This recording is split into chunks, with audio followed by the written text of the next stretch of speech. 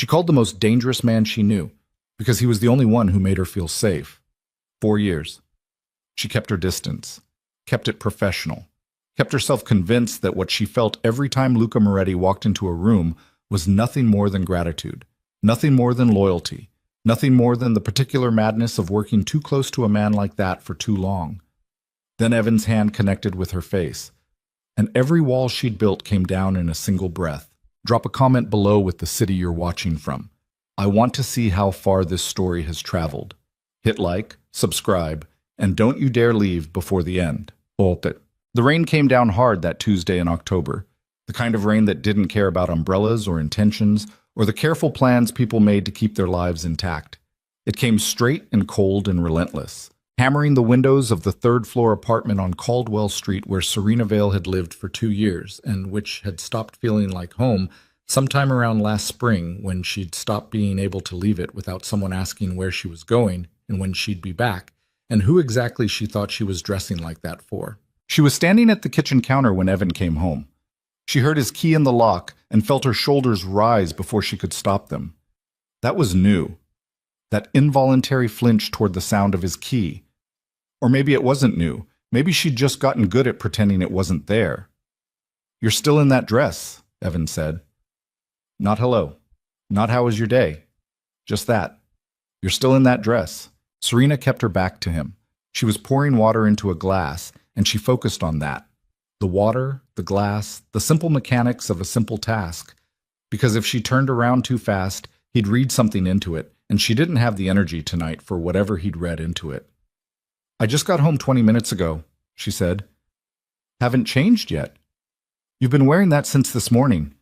"Evan, I wore it to work. I wore it home. That's what people do." She heard him set his camera bag down on the floor, heard the particular weight of it, and then his footsteps across the hardwood.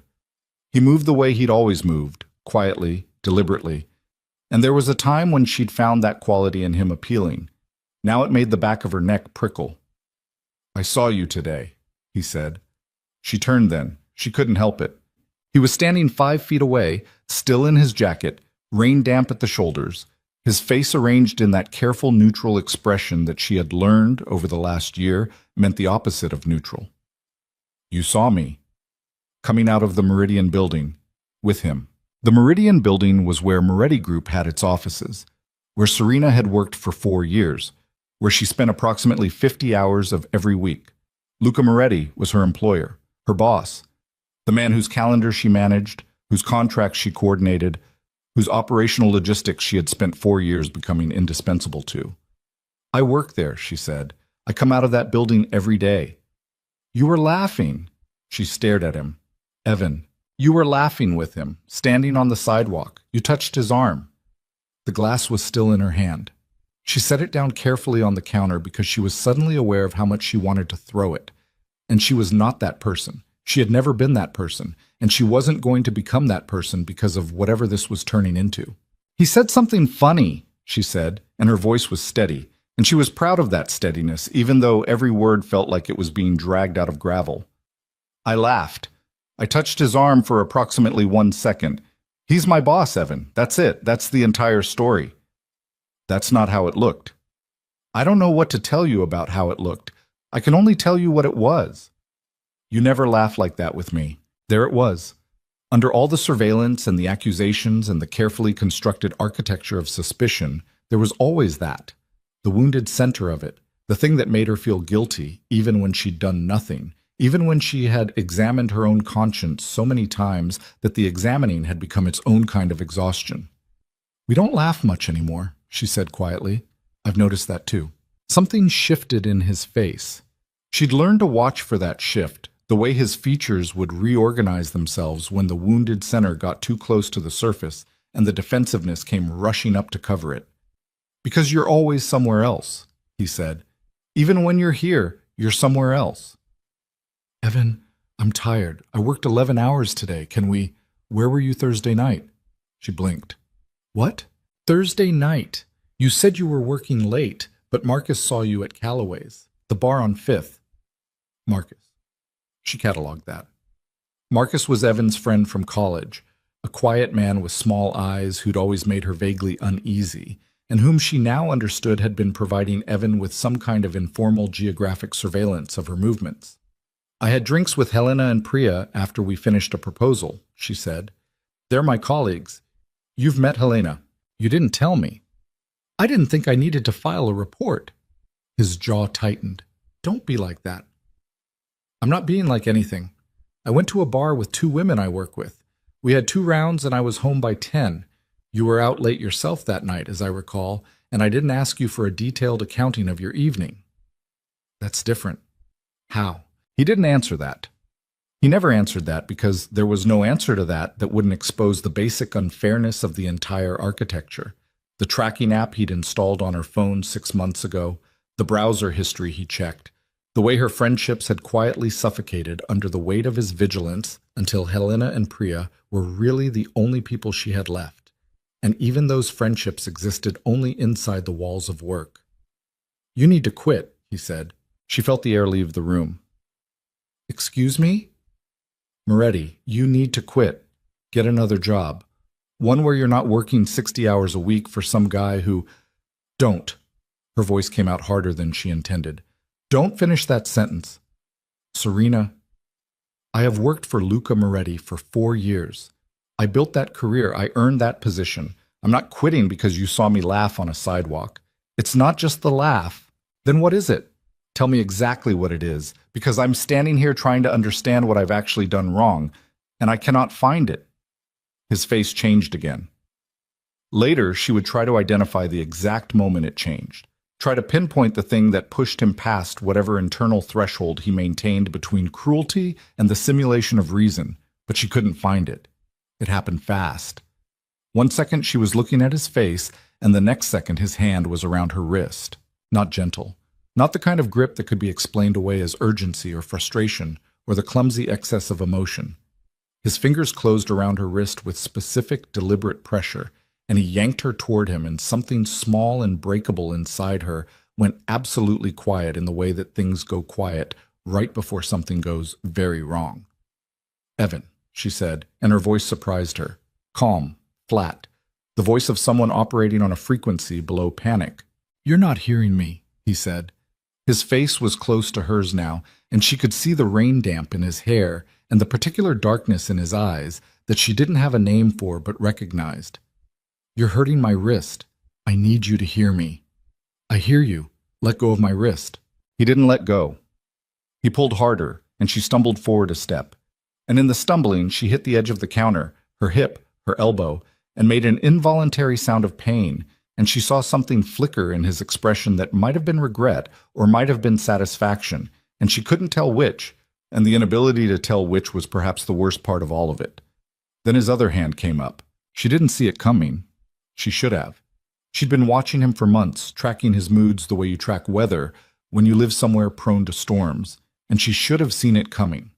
But she didn't, and his palm connected with the side of her face. Not a slap, not exactly, more of a shove, a redirect, as if he was trying to move her and her face was just what his hand found, and the force of it turned her head hard to the left, and she hit the counter again, and this time she went down. The floor was cold. She noticed that, the cold of it against her knees, the rough edge of the cabinet against her shoulder. She noticed, too, that she wasn't crying. That felt significant somehow, in the moment, that she wasn't crying. Evan said something. She didn't hear it. There was a rushing sound in her ears that wasn't quite sound, and she was looking at the cabinet under the sink and thinking, with remarkable clarity, that she needed to get up. She got up. By the time she was on her feet, Evan had taken 2 steps back. His face was different now, whiter somehow, and his eyes had the look of a man standing at the edge of something he hadn't meant to approach. "Serena, don't," she said. That wasn't, don't." She walked to the bedroom. She did it without running, without stumbling, placing each foot with the particular deliberateness of someone making absolutely sure their legs will hold. She closed the bedroom door behind her and stood with her back against it and listened to the silence on the other side. He didn't follow. After a while, she heard the apartment door open and close. She stood in the dark for a long time. The rain was louder now, or maybe she was just more aware of it. She could feel the beginning of a bruise along her cheekbone. Not pain, exactly, Not yet, more like a heat, a pressure. The early announcement of something that would be more visible by morning. Her wrist ached where his fingers had closed around it. She didn't turn on the light. She stood in the dark and she thought about who she could call. It was a strange exercise, that inventory. She'd done it before. The mental accounting of who she had left, who was still in her life, who would pick up the phone at whatever time it was now and not ask questions she couldn't answer tonight. And the accounting came up short, the way it had been coming up short for months, because he'd been so good at that part, so methodical and patient about the slow erasure of the network around her, that she'd barely noticed it happening until it was nearly done. Her mother was 2 states away and they hadn't spoken properly in 8 months. Not since the last time Evan had been in the room while she was on the phone, and she'd cut the call short rather than endure the 45 minutes of questions she'd face afterward. Her friend Cassidy had stopped calling after Serena had canceled plans 3 times in a row, and Serena hadn't been able to explain the cancellations, hadn't been able to say the actual reason, and the friendship had died quietly from lack of tending. Helena and Priya were colleagues first. Good women. But this was not a thing you handed to a colleague. Not at... She checked her phone. 11:47 on a Tuesday night, standing in the dark in the bedroom of an apartment she no longer felt safe in, with the beginning of a bruise announcing itself along her face. She scrolled through her contacts. She stopped on a name. She stared at it for a long time. Luca Moretti. Work. The contact information she'd inputted herself years ago during her first week, when her predecessor had handed her a list of numbers and said, "Keep these close, you'll need them." His personal cell was on there because she sometimes needed to reach him outside business hours, for contract emergencies, for schedule changes, for the particular category of crisis that didn't keep office hours. She had never called it for anything personal. She had spent 4 years making absolutely sure she never had a reason to call it for anything personal. She pressed call. It rang once. Serena. His voice. That voice, but low and precise, and carrying the particular quality of a man who answers his phone at midnight without sounding surprised to be awake. She opened her mouth. What came out was not the controlled, professional, carefully managed version of herself she'd maintained for 4 years. What came out was a sound she'd been holding for much longer than tonight.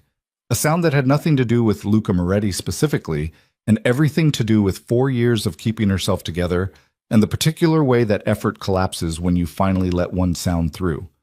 A breath, fractured at the edges. Silence. Then, "Where are you?" She told him. "Stay there," he said. "Don't open the door for anyone else." "I'm coming." She sat down on the edge of the bed in the dark and waited and listened to the rain. He arrived in 19 minutes. She knew because she watched the time on her phone, not to measure him, but because watching the numbers change was something to do with her hands and her eyes and the parts of her brain that would otherwise have too much space to fill with the replay of what had just happened. The knock at the door was 3 times, quiet, deliberate. "It's me," he said. She opened the door. Luca Moretti was not a large man exactly, not the way that word usually worked. He didn't dominate space through sheer physical mass the way some powerful men did. He was lean, controlled, dark-haired, with the particular kind of stillness that comes not from calm, but from the disciplined management of something that isn't calm at all. He was wearing a dark jacket over a shirt he'd clearly pulled on in a hurry, and behind him in this corridor were 2 men she recognized as members of his security detail and whose names she'd never learned. He looked at her face. She watched him look at it. Something happened behind his eyes, a change, a tightening, that he controlled in approximately 2 seconds, but those 2 seconds were visible if you knew what to look for, and she had spent 4 years learning what to look for with Luca Moretti. "Come on," he said, quietly. No drama, no flood of questions, no inventory of concern, just, "Come on." "My things? We'll get them, come on." She came on. In the car, black, long, with privacy glass, and the quiet of expensive engineering between them and the city outside. He didn't ask her immediately what had happened. He sat beside her in the back seat and didn't reach across the space between them and didn't fill the silence with anything. There was a bottle of water. He handed it to her without comment. She took it. His security detail was in the front seats. The driver's name she knew was Roland. She drank the water and watched the city slide past in the rain, and said nothing for a long time. "His name is Evan Mercer," she said finally. "We've been together 3 years." "I know," Luca said. She looked at him. "You know?" "You mentioned him, early on, when you first started." A pause. "I pay attention." That landed somewhere she didn't examine too closely. "He hit me," she said. Not because she needed to explain herself, just because the sentence needed to exist somewhere outside her head. "I can see that. It wasn't—" She stopped. "I need you to know that it's not the kind of situation where I'm going to sit here and tell you it was the first time. But it was the first time he actually—" She stopped again, found different words. "It's been other things for a while. Tracking me, controlling who I see. It's been building. You don't have to explain yourself to me," Luca said. "I feel like I do." "You don't." She turned back to the window. Outside, the city looked the same as it always did, indifferent and bright and ongoing, entirely unconcerned with what happened in third-floor apartments on Caldwell Street. "I didn't know who else to call," she said. She felt him look at her. "I'm glad you called me," he said. The penthouse was on the 43rd floor of a building she'd been to exactly twice before, for work, for meetings, and both times she'd paid no attention to it as a place where someone lived because it hadn't been relevant to think about it that way. Now she walked through it in the dark. Luca didn't turn on the main lights, only the lower ambient ones, as if he understood intuitively that harsh light was not what this night required, and she tried to take in the fact of it, floor-to-ceiling windows. The entire city from up here, compressed into light and grid, still going, still turning, entirely unaware of her. A guest room with a bed that had been made at some point by someone who knew how to make beds, with the particular tight geometry of hotel training, and she stood in the doorway of it and felt a sensation she hadn't felt in such a long time that it took her a moment to identify it. Safe. She felt safe. She stood in the guest room doorway and that feeling moved through her like something unwelcome. The way warmth feels unwelcome when you've been cold for so long, you've forgotten it's supposed to be the natural state. Luca appeared in the hallway with a first aid kit. She sat on the edge of the bed and he cleaned the cut along her cheekbone. A small one, from the counter edge, with the efficiency of someone who had done this before, who had reason to own a well-stocked first aid kit, and she didn't ask about that. His hands were steady. He didn't speak while he worked. He was close enough that she could smell the rain in his jacket and something underneath it, something warm in particular, and she kept her eyes on the far wall. "Sleep," he said when he was done. "Luca, it'll still be a disaster in the morning. Get some sleep first." He left. She lay down in her clothes on top of the covers, and outside the windows the city burned its usual restless burn, and she slept. She slept for 9 hours without dreaming. She woke to gray morning light and the particular disorientation of an unfamiliar ceiling and spent approximately 3 seconds reconstructing where she was and why, and then spent the next 30 minutes lying completely still, staring upward, taking a careful inventory of herself. Her cheek hurt. Her wrist hurt. Her hip was bruised from the counter edge. These were manageable. These were, she recognized with some grim irony, almost certainly less than they could have been. She found her phone on the nightstand. Evan had called 6 times, texted 7. She read the texts in the order they'd arrived. "Where are you?" "Serena, I'm sorry. Please come home. We need to talk." "I didn't mean it to happen like that." "Serena, answer me." "You're overreacting." That last one. She read it twice. She set the phone face down on the nightstand and got up. The kitchen smelled like coffee. Luca was at the counter, jacket gone, shirt sleeves pushed up, looking at something on a tablet. And he looked up when she came in without the slight adjustment that most people made when they saw the bruise on her face, that small, involuntary flinch of discomfort. He just looked at her and said, "Coffee's there." She poured herself a cup and stood at the counter across from him, and they regarded each other for a moment. "He's been calling," she said. "I know. My team is monitoring the situation." "Your team. You called me from the number you called me from. It gets monitored." She supposed she should have found that unsettling. She found she didn't. "I need to go back for my things," she said. "And I need to go to work. And I need to figure out—" She stopped. "There's a lot I need to figure out." "Stay here for now," he said. "The apartment isn't safe until we know what he's going to do." I can't just... Serena. He set the tablet down. I'm not trying to manage you. I'm asking you, as someone who has some experience with volatile situations, to give it 48 hours before you go back to that apartment alone. That's all. She wanted to argue with that. She had spent so long resisting the particular shape of men who told her what to do that her first instinct was a flat refusal, regardless of context, regardless of whether the request was reasonable. She recognized that about herself. She recognized that Evan's particular variety of control had made her suspicious of all control, even the reasonable kind, and that this was one of the things it had done to her that she most resented. 48 hours, she said. That's all I'm asking. She went to work. She went in a car from Luca's fleet, wearing yesterday's dress because she had no other choice, with a bruise on her face that she covered approximately halfway with makeup from the guest bathroom's inexplicably well-stocked cabinet, and she sat at her desk and did her job. Helena noticed. Helena was too smart not to notice. She stopped by Serena's desk mid-morning and put a cup of coffee on it and said quietly, "You don't have to tell me anything, but I'm here." Serena looked at her. "I'm okay," she said. "I know you are," Helena said. "That doesn't mean I'm not here." It was a small thing. It was the right thing. The workday moved. Contracts, calls, the particular logistics of a large operation with international reach that required constant management. Luca was in meetings for most of the day, and when she saw him in the corridor at 2 p.m, he asked, with a single look, whether she was all right, and she answered with a single nod, and that exchange contained more economy than most conversations she'd had in years. She was in her office at 4:30 when her phone rang. Unknown number. She answered. "Serena." Evan's voice. From a different phone then. "I need to see you." She looked at the wall, steady, steady. "No," she said. "Serena, listen to me."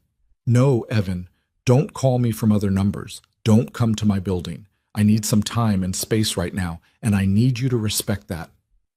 Space. His voice shifted. "You're with him, aren't you?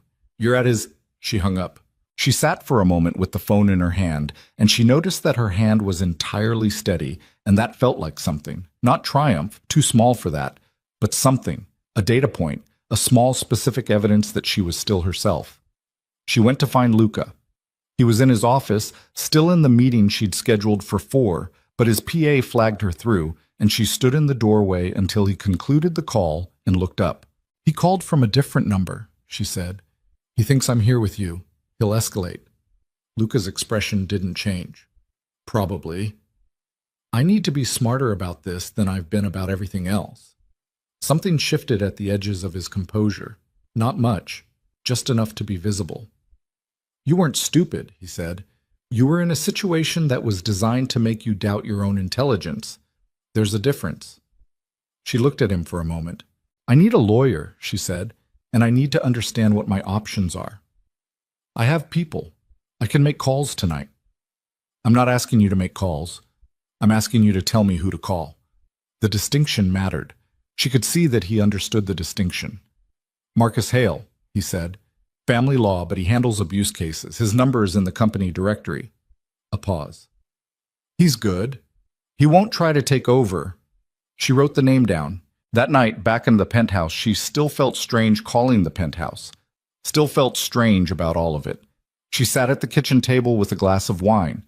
She'd opened herself from the rack she'd asked permission to access, and she made a list. The things she knew. The things she needed to know. The things she needed to do. The list was longer than she expected. Halfway through making it, she stopped, because something had occurred to her, a detail, small and cold, that had been sitting at the edge of her memory since the night before, and which she'd been too overwhelmed to pull forward and examine directly. 3 months ago, she'd gotten a letter from a collections agency. She'd thought it was a mistake. Had called the number, gotten a runaround, meant to follow up, hadn't followed up because there was always something. Work, the exhausting labor of managing Evan's moods, the endless triage of a life that was quietly becoming unmanageable. She pulled out her laptop. She logged into her bank account. She sat very still for a long time, looking at the screen. Then she pulled up her credit report, the one she hadn't checked in almost a year because there'd always been a reason not to get to it. The report loaded. She read it once, then again. Then a third time, with the particular focused attention of someone who is looking for a different answer than the one they're getting. The answer didn't change. There were accounts on her credit report that she had never opened, credit cards she'd never applied for, a personal loan in her name from a bank she'd never used. The balances, the totals at the bottom of the screen, the aggregate of what someone had borrowed in her name and spent and left unpaid, added up to a number that made the wine glass feel suddenly precarious in her hand. She set it down. She sat in Luca Moretti's kitchen at 11 o'clock at night and looked at the financial wreckage that someone had been constructing in her name, quietly and methodically. And she thought about the tracking app and the controlled isolation and the careful management of her perception of herself. And she understood, with a clarity that felt like cold water, that the slap had not been the beginning of anything. It had been the end of the useful part. When you were no longer useful to a certain kind of destruction, you got discarded, one way or another. She heard Luca's footsteps in the hallway. He appeared in the kitchen doorway, saw her face, and stopped. "What is it?" he said. She turned the laptop toward him. She watched him look at it, watched his expression do what it did, that controlled hardening, the same thing she'd seen when he looked at her bruise, except this time it was slower and colder and something else underneath it.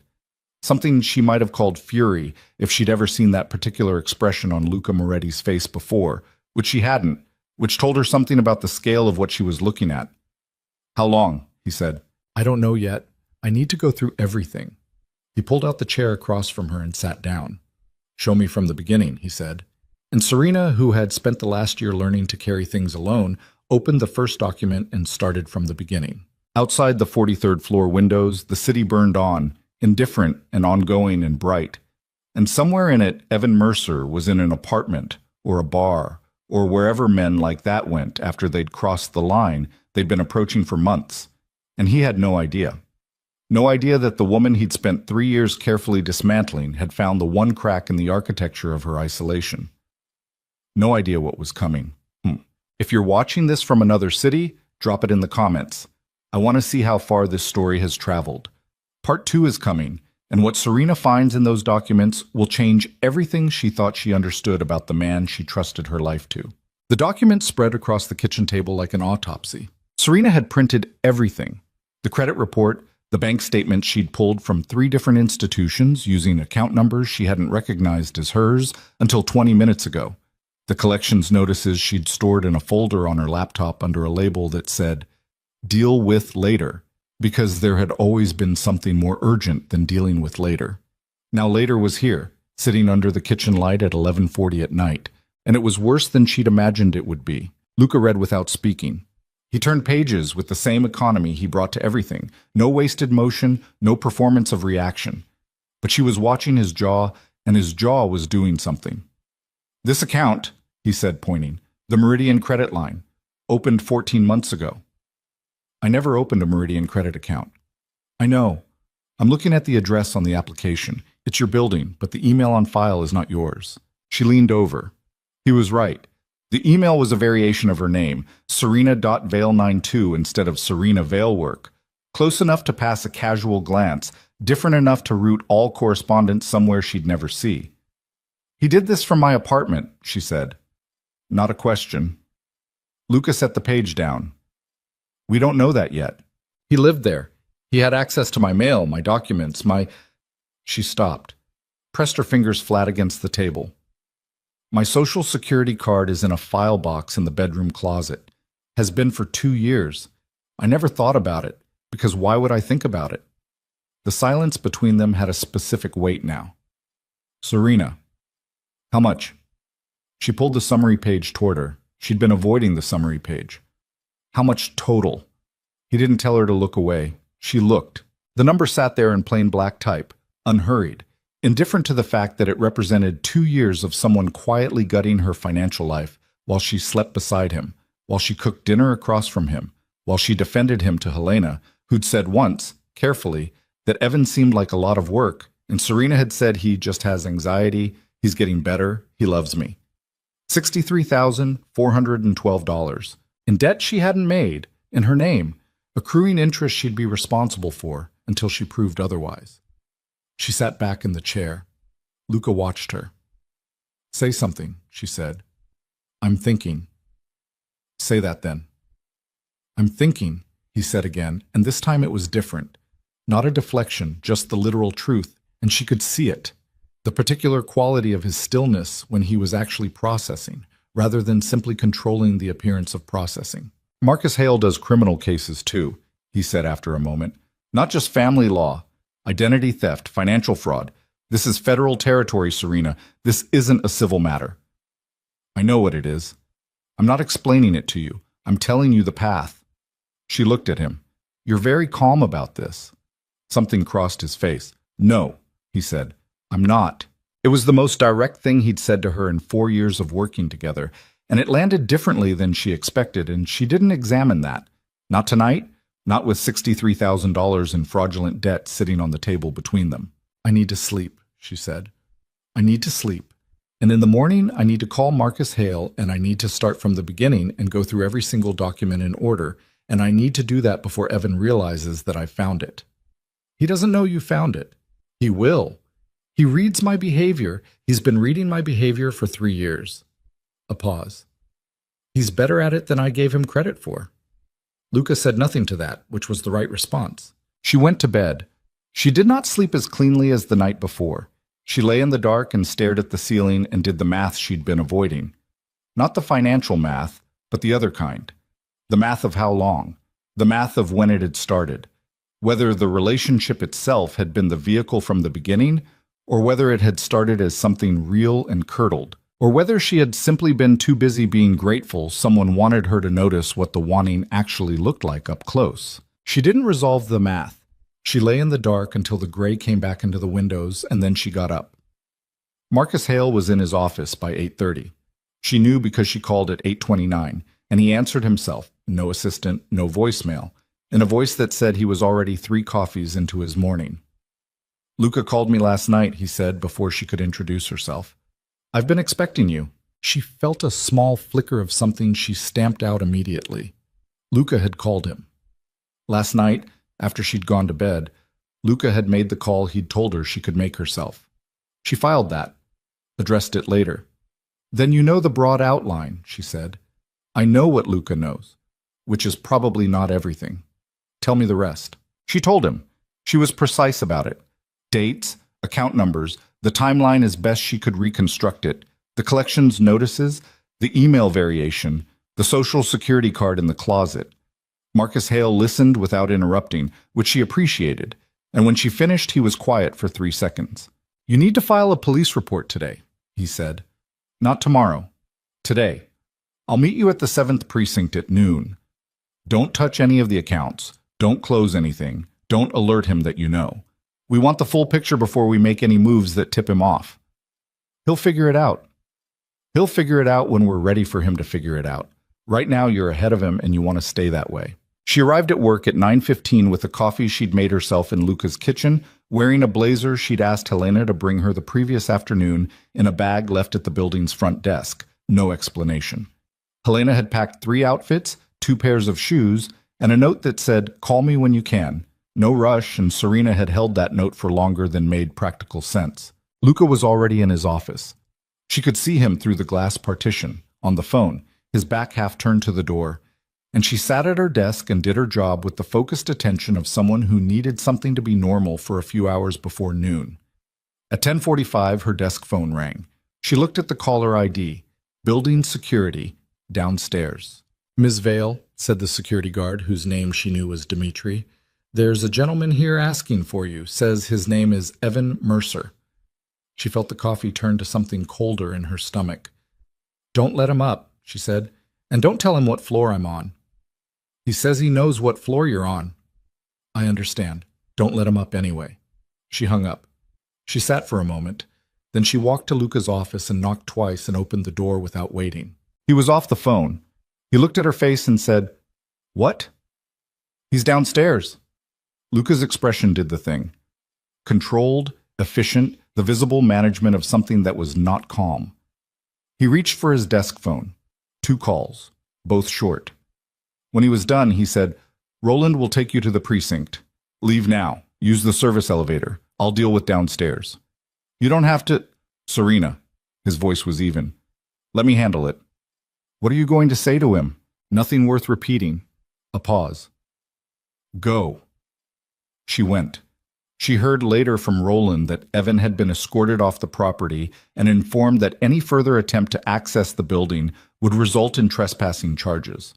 Roland recounted this with the neutral professionalism of someone who very much enjoyed his job, but understood that expressions of enjoyment were not part of the role.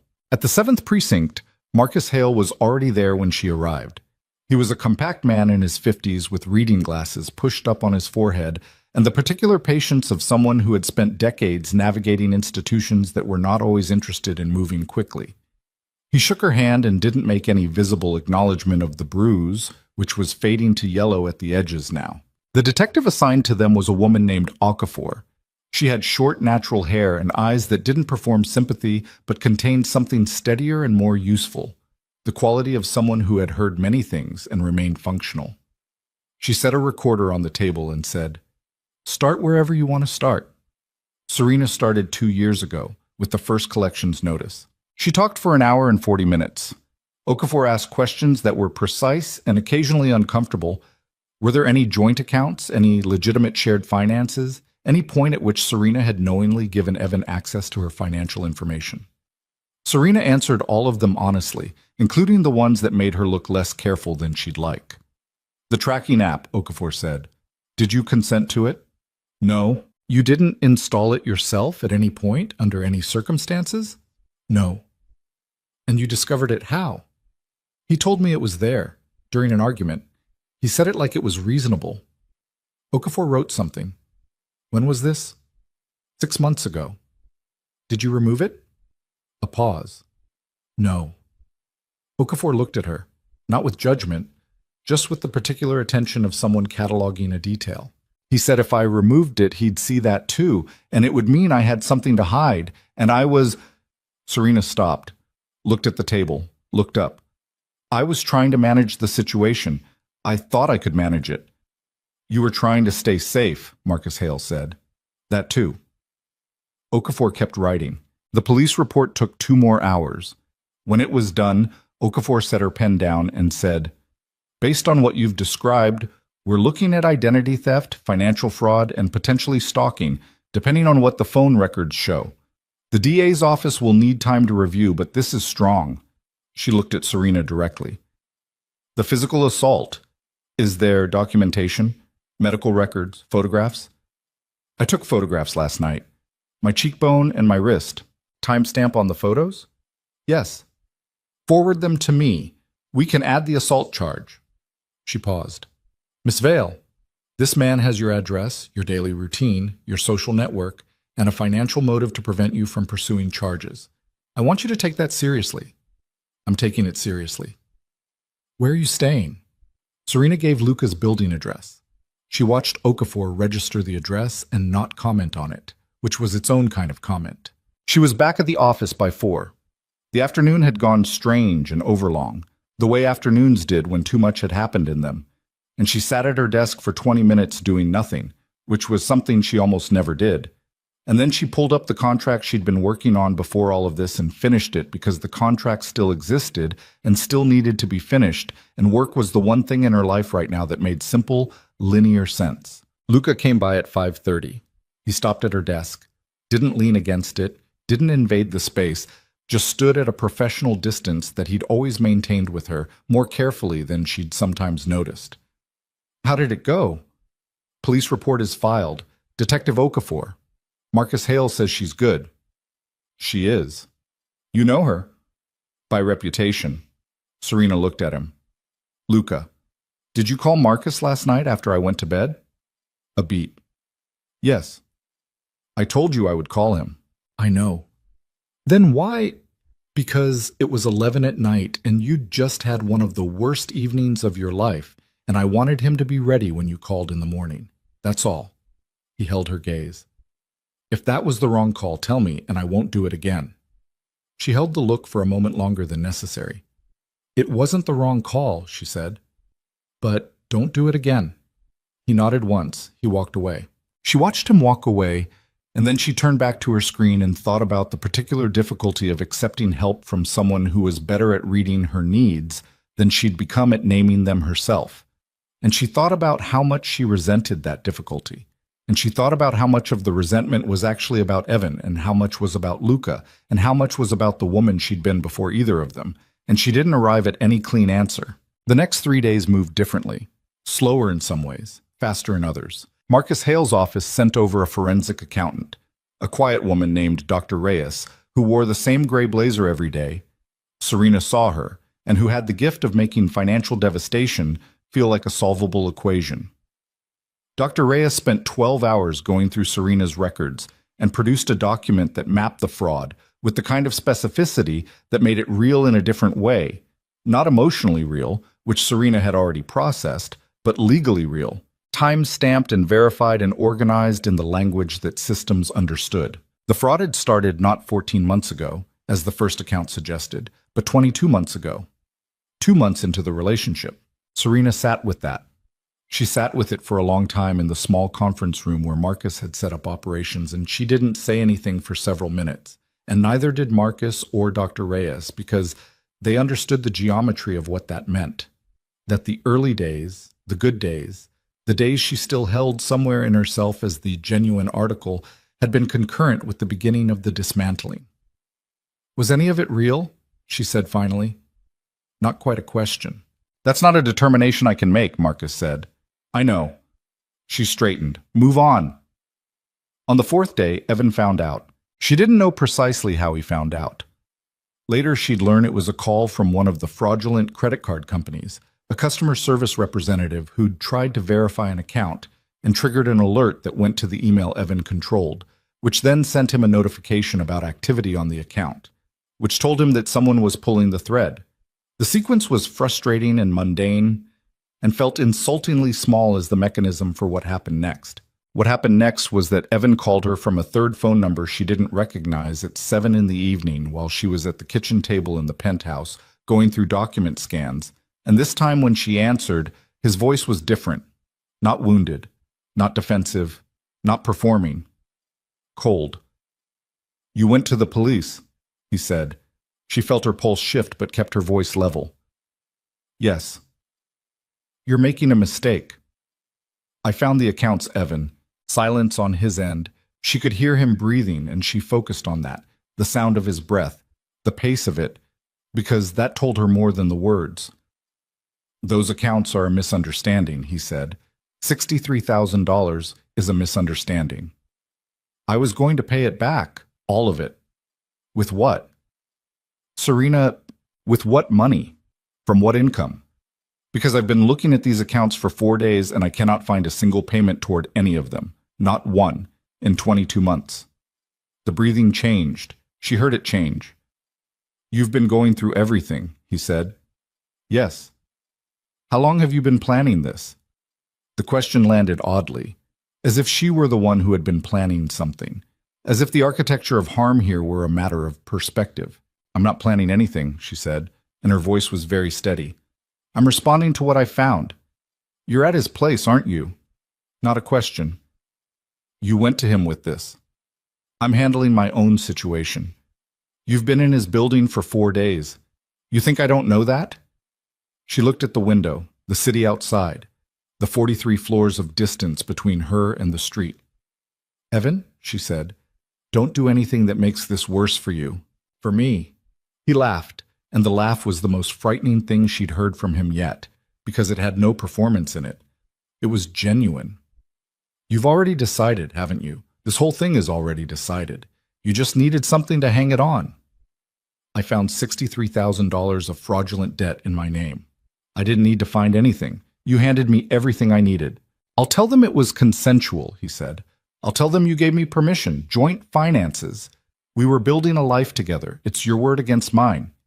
"It's my word and 22 months of documented transactions against yours," she said, "and a forensic accountant, and a detective, and an attorney." The silence on his end was different now. She could feel it differently. A recalibration, the specific quality of someone running the math on a situation that has shifted under their feet. "I love you," he said, and the shift was so sudden and so complete that she felt a physical reaction to it, a cold sweep down her back, because she recognized that shift from years of living with it. The pivot, the attempt to change the weather. "I know you think that," she said. "Serena, don't call me again from unknown numbers. Don't call me at all unless it's through Marcus Hale's office." She paused. "I'm done, Evan. I'm done being the person in this situation who doesn't know what the situation actually is." She hung up. She set the phone down on the table and pressed both hands flat against the surface and breathed. In, out. The city burned in the windows. Her hands were shaking, but not with fear, she checked. She took a careful internal accounting and confirmed it was not fear. With the specific adrenaline of having said a true thing in the direction of a person who had spent years building a structure designed to prevent her from saying true things. She heard Luca's footsteps in the hallway. He appeared in the kitchen doorway. Read her immediately, the way he always read her, that specific and infuriating accuracy. "He called," she said. "I heard." "The walls aren't that thin." "I was in the hallway." She looked at him. "Were you listening in case I needed—" "Yes," he said, and the directness of it stopped her. She looked at her hands, still flat on the table. "He's going to fight it," she said. "He's going to say it was consensual. He's going to make it as ugly as he can. Let him." Luca came into the kitchen, moved to the counter, poured 2 glasses of water without asking, set one in front of her. "That's what trials are for. It could take a year, more. Probably. And you're just—" She searched for the right framing. "You're fine with me being here for a year." He looked at her steadily. "I don't want you anywhere else." It was the most unguarded thing he'd said. She could see that he knew it, the slight recalibration after the words, the awareness of having said something that crossed a line they'd both been careful about. He didn't take it back. He didn't explain it. She picked up the glass of water, drank, set it down. "I'm going to beat this," she said. "All of it. The charges, the debt, the whole thing. I'm going to build the case, and I'm going to stand in front of a jury, and I'm going to watch him lose." "I know," Luca said. "And I'm going to do it myself." "I know that too." She looked at him. He looked back. "But I'll let you make the calls in advance," she said, and there was something in it. Not quite humor, not yet. The wound was too fresh for humor, but the shape of what humor might eventually look like once the wound was something she could carry rather than something that was carrying her. Luca said nothing, but something shifted at the corner of his mouth. She went back to the documents. Outside the windows, the city was indifferent and bright and ongoing, and somewhere in it Evan Mercer was recalibrating, and that recalibration would eventually produce a move, and the move would come, and when it came, she needed to be ready. For the first time in 3 years, she believed she would be ready. She was not ready. The thing about building a case, the thing Marcus Hale had tried to explain to her in the careful language of a man who had watched too many people learn this the hard way, was that the other side was also building. Every document she gathered, every timeline Dr. Reyes verified, every forensic thread she pulled tight. Evan's attorney was constructing the counter-architecture. And Evan's attorney, it turned out, was not the public defender Serena had quietly assumed he'd be left with. Evan's attorney was a woman named Claire Sutton, and Serena learned this on a Tuesday morning, 6 weeks into the process, when Marcus called her at 8:15 and said, in the particular tone he used for information that required sitting down to receive, "He's retained Claire Sutton." Serena was standing at the kitchen counter. She sat down. "I know that name," she said. "Most people do." Claire Sutton had made her reputation dismantling financial fraud cases, from the defense side specifically, and with a success rate that the legal community discussed in the same tone people used for weather events and natural disasters. She was 61 years old, had white hair she wore cropped close, and was known, according to the profile Serena pulled up on her laptop 20 minutes after hanging up with Marcus, for a specific courtroom tactic. She didn't attack the evidence. She attacked the person who'd gathered it. "Where did he get the money to retain Claire Sutton?" Serena said to Marcus when she called him back. A pause that told her Marcus had already considered this. "That's a question worth asking," he said. "It took Dr. Reyes 4 days to find the answer, and when she did, she delivered it in the gray blazer with the same affect she brought to everything, which was the effect of a surgeon explaining a procedure, not without feeling, but feeling subordinated entirely to precision. There was a 7th account. One they hadn't found in the initial sweep because it wasn't in Serena's name and wasn't attached to her social security number and didn't appear on any credit report. It was a holding account, opened under a shell entity with a name that meant nothing until Dr. Reyes ran the registration and found that the registered agent was a man named Paul Mercer, Evan's brother. The account held $41,000. The fraud wasn't just to run up her debt, Dr. Reyes said, looking at Serena and Marcus across the conference table. He was liquidating, converting, taking the money out of the fraudulent accounts in cash withdrawals and small transfers and moving it into this holding account over time. The debt was left in your name. The money was moved somewhere he could access it when he needed it. Serena looked at the table. He planned to leave, she said. At some point, yes. The debt was the residue. What got left behind. She looked up. He was going to disappear, leave me with $63,000 of debt and no explanation and just go. Dr. Reyes said nothing, which was its own answer. Marcus said, "This actually strengthens the case. Intent to defraud, premeditation. The shell account is—" "I know it strengthens the case." Serena's voice came out flat. She wasn't angry, or she was angry, but the anger was underneath something colder, some new and specific understanding that was still organizing itself into a shape she could hold. I understand the legal value. I just need a minute." She got up and walked to the window of Marcus's office, which looked out over a parking structure and not the city, which was fine. She didn't need the city right now.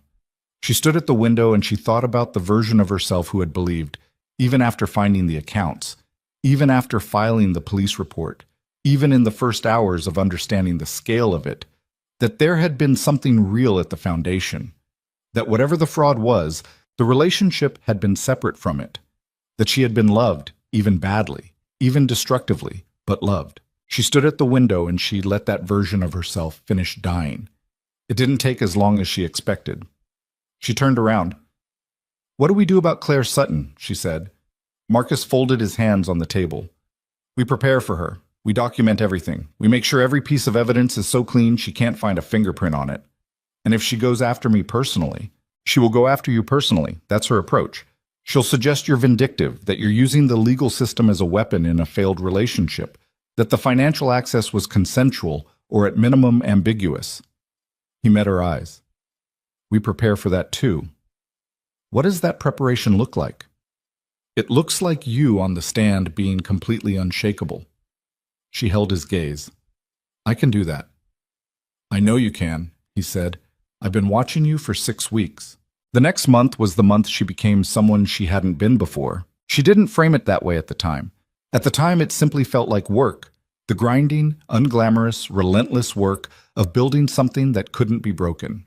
She met with Marcus 3 times a week. She went through every statement, every transaction, every piece of correspondence with a patience she pulled from somewhere she hadn't known she had. She had sessions with a victim's advocate named Donna, who had short red hair and no tolerance for the particular kind of self-blame that abuse survivors developed as a coping mechanism, and who said to Serena in their second session, "You didn't cause this. You can be furious about how long it took you to see it and still understand that you didn't cause it.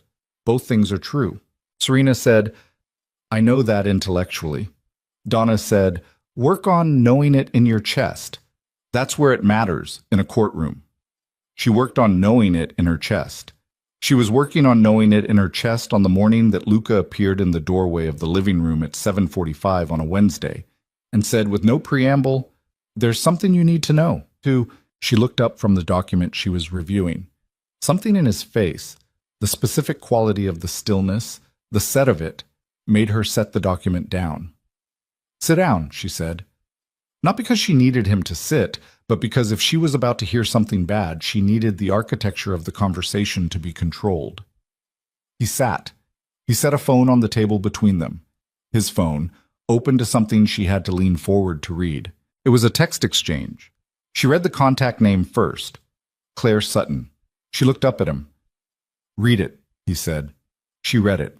The exchange was 2 weeks old.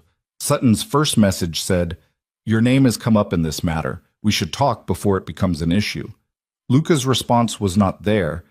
This was Sutton's phone, a screenshot someone had sent him. But Sutton's next message said, I understand the position you're in. There are ways to manage this that don't require your direct involvement. Call me. There was a final message 4 days later from Sutton. The offer stands. Mercer is willing to give you distance in exchange for access to the financial records your office holds. Think about it. Serena read the exchange twice. She looked at Luca. She approached you, she said. 2 weeks ago. 2 weeks. Something moved through her. Cold, specific, arriving at a destination she didn't like. You didn't tell me. I was trying to determine the extent of it before I... You didn't tell me. Not louder. Just clearer. Each word placed separately. Serena, what financial records does your office hold that Evan's attorney would want? The pause was less than a second. He was not a man who paused for long, and the fact that he paused at all told her something. When you first told me about the accounts, he said carefully, I had my own people run a parallel verification.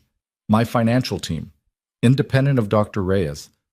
I wanted to understand the full scope before I wanted to understand it.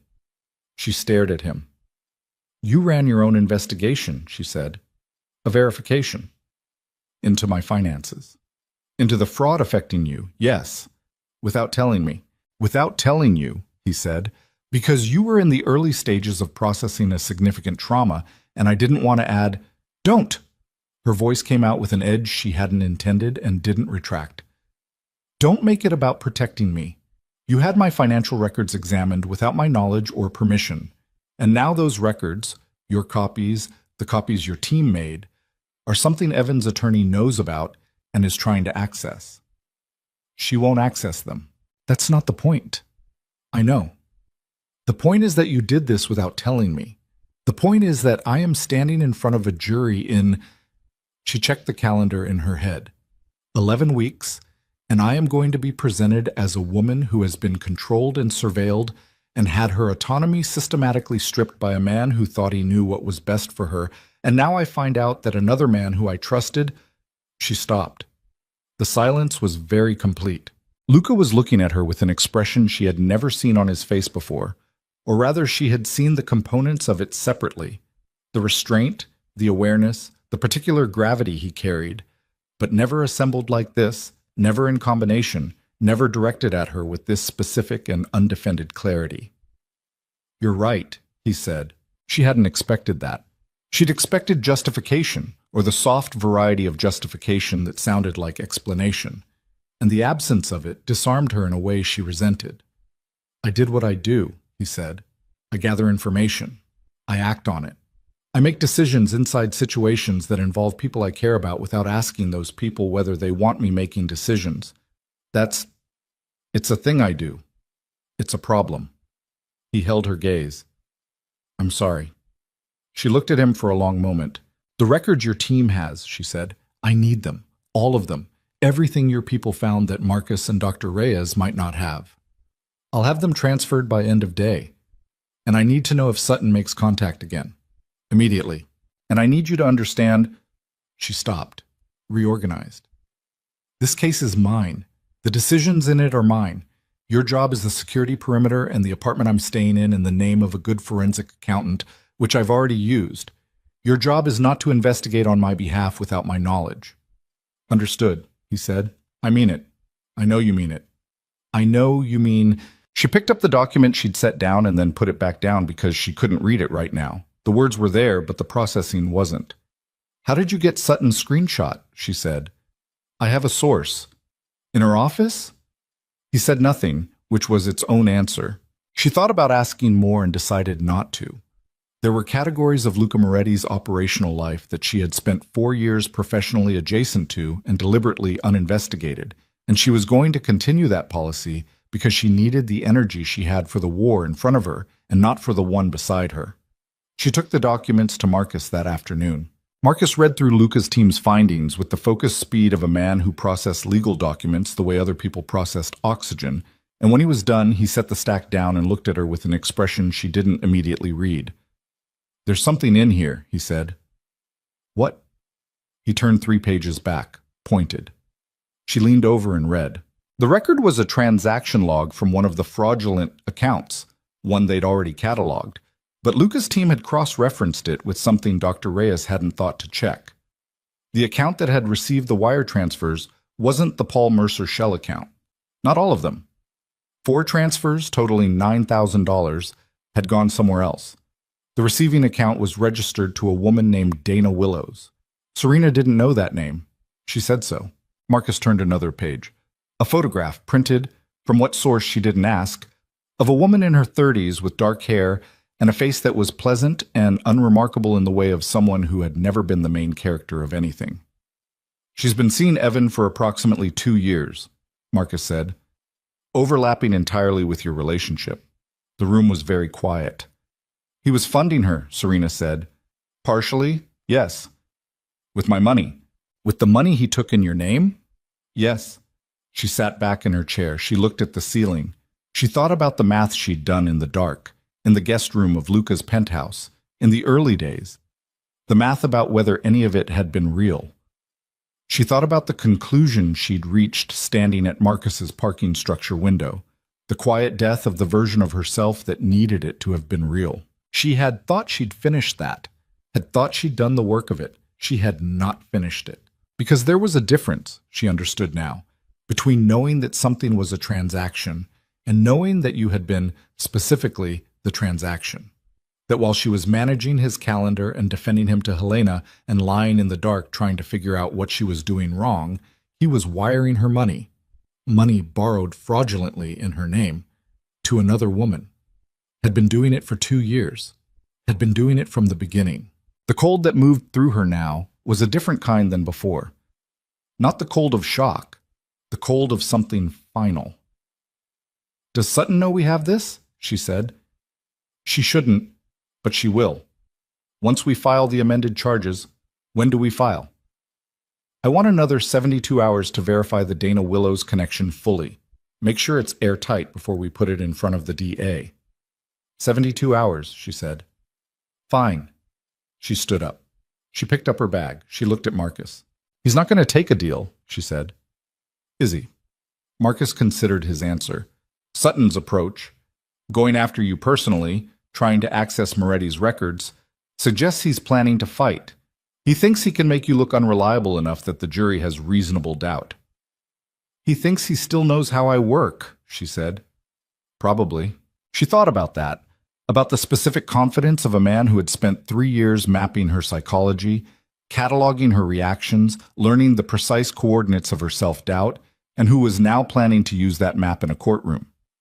The map was out of date. She walked out of Marcus's office into the afternoon, into the ordinary business of the city moving around her, and she stood on the sidewalk for a moment, and she felt something shift in her chest. Not the thing Donna had been working on, or not only that, but something harder and more structural. The thing that happened when a person finally stopped organizing their life around managing someone else's perception of them. She had been afraid of this trial. She wasn't afraid anymore. She was 4 blocks from the office when her phone buzzed. Unknown number. The 4th new unknown number Evan had used since she'd blocked the others. She looked at it. She didn't answer. She watched it ring out, and then she opened her contacts and added the number to the block list and kept walking. It buzzed again. Text this time. She read it without stopping walking. Dana is going to testify that you knew. She's going to say you gave Evan access. She'll say it was an arrangement. Think about what that does to your case. She stopped walking. She read it again. Donna Willows.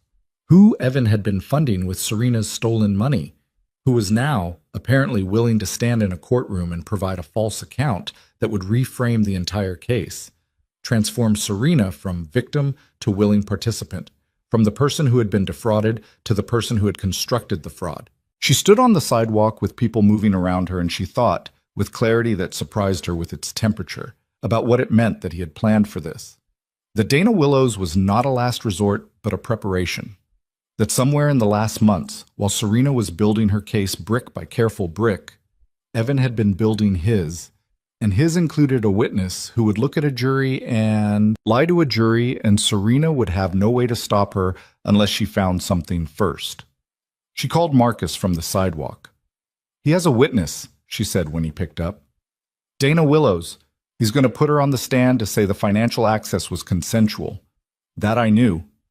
Marcus was quiet for 2 seconds. When did you get this? Just now, Text from an unknown number. Forward it to me immediately. Don't delete it. Don't respond. A pause. Short. Controlled. Serena, this is actually a mistake on his part. How is this a mistake? Because he just told you his strategy. That means either he's panicking or Sutton doesn't know he sent that text, or both. She could hear him already moving, already recalibrating. Come back to the office. We have 72 hours and we just got a gift. She turned around and walked back the way she'd come. The 72 hours that followed were the most concentrated work of her life. Dr. Reyes found the receipts first. Payment confirmations showing transfers from the Dana Willows account back into a third-party platform, which then routed micropayments to a prepaid card registered to a P.O. box in Evan's name. Dana wasn't just a recipient. Dana had been returning a percentage, a cut, structured through enough layers to look like noise if you weren't looking specifically for it. She was being paid to testify.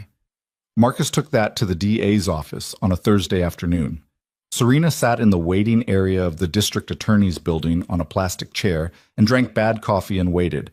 And when Marcus came out 45 minutes later, his face told her something had changed. They're adding charges, he said. Witness tampering, conspiracy. The DA wants to move the trial date up.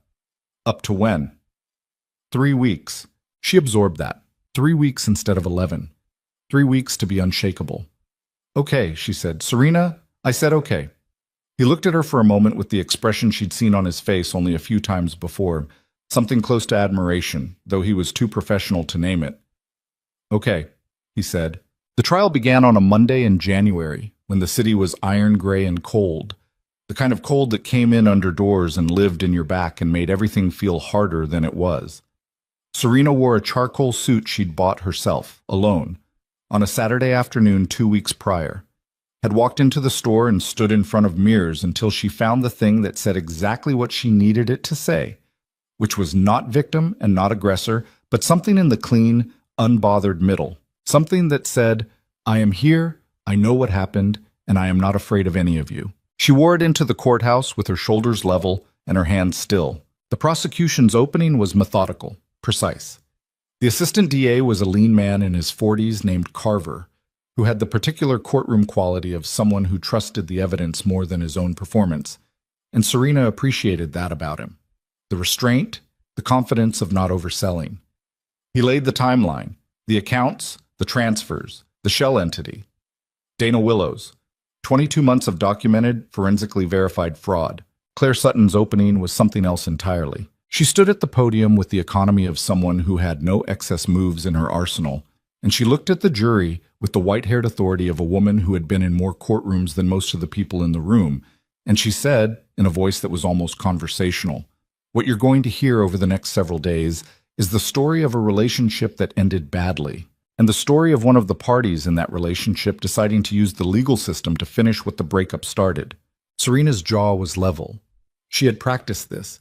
The jaw, the hands, the particular arrangement of her face during Sutton's opening that expressed attentiveness without distress. Donna had run her through it. Marcus had run her through it.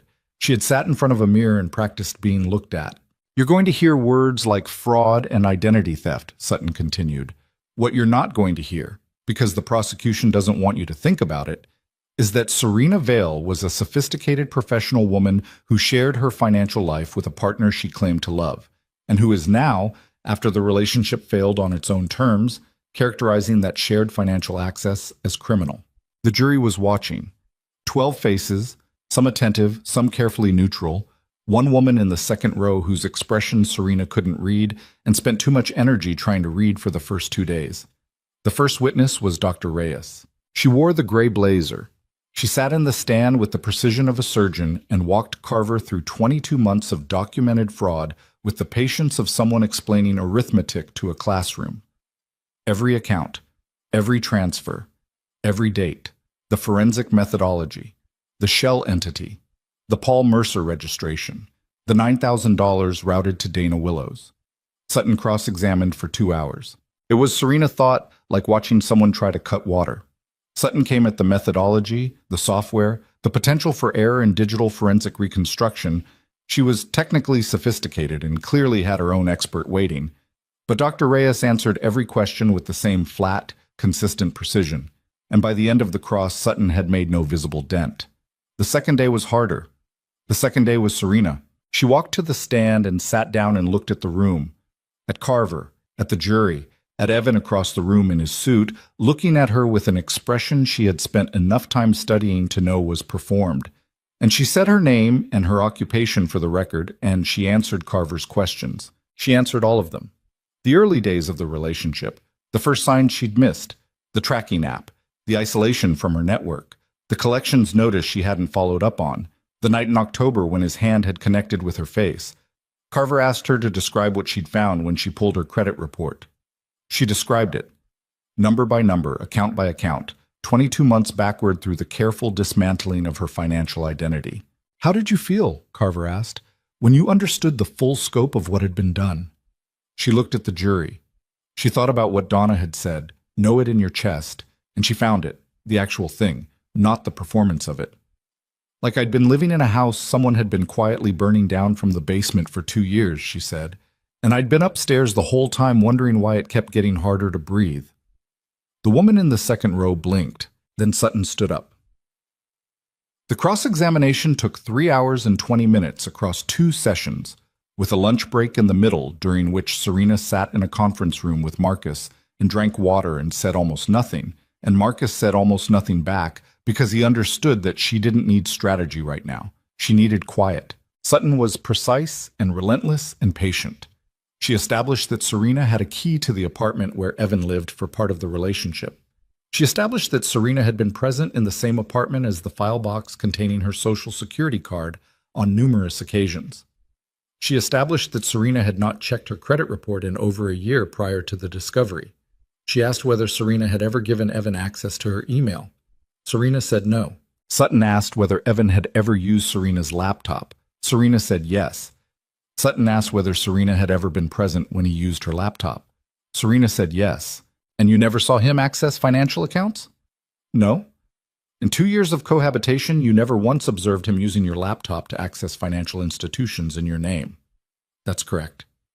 "Isn't it possible," Sutton said, with the even tone of someone not really asking a question, but installing one into the jury's mind, that what you're describing as surveillance and control was simply attentiveness, concern, the behavior of a partner who is worried about the relationship?" "No," Serena said. "No?" "No.